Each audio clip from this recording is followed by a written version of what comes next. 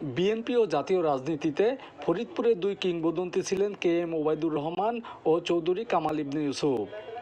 K M Obaidur Rahman বিএনপির মহাসচিব সহ ছিলেন মন্ত্রিপরিষদের সদস্য, আর চৌধুরী কামাল ইবনে ইউসুফ ছিলেন বিএনপির জাতীয় নির্বাহী কমিটির ভাইস প্রেসিডেন্ট। তাছাড়া তিনি একাধিকবার মন্ত্রী হিসেবেও দায়িত্ব পালন করেন। এ দুই খ্যাতিমান রাজনৈতিক নেতার মৃত্যুর পর তাদের শূন্যতা পূরণের নাম লেখালেন তাদের উত্তরসূরি দুই কন্যা।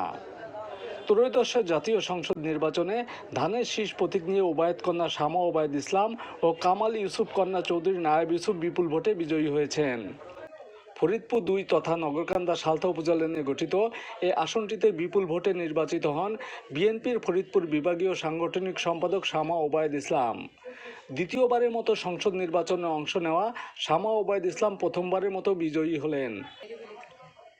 প্রতিদ্বন্দ্বী প্রার্থীর চেয়ে ৩২,৯৫৩ ভোট বেশি পান শামা ওবায়দ ইসলাম। বাবার শূন্যতা পূরণে ফরিদপুর ২ আসনে মানুষের পাশে থাকতে চান শামা ওবায়দ ইসলাম। ফরিদপুর সদর আসন থেকে প্রথমবারের নির্বাচন করে বাজিমাত করেন বিএনপির প্রভাবশালী নেতা মরহুম চৌধুরী কামাল ইবনে ইউসুফের জ্যেষ্ঠ কন্যা জাতীয়তাবাদী মহিলা দলের কেন্দ্রীয় কমিটির যুগ্ম সাধারণ সম্পাদক চৌধুরী নায়েব ইউসুফ।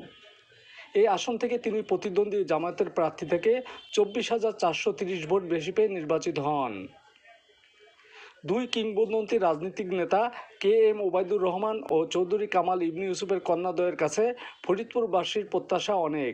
রাজনীতির মাঠ ছাপিয়ে দেশের উন্নয়নে ভূমিকা রেখে নতুন প্রজন্মের দুই নেতা শামা ওবায়দ ইসলাম ও চৌধুরী নায়েব ইউসুফ তাদের বাবার সম্মান ধরে রাখবেন, এমনটাই প্রত্যাশা ফরিদপুরবাসীর।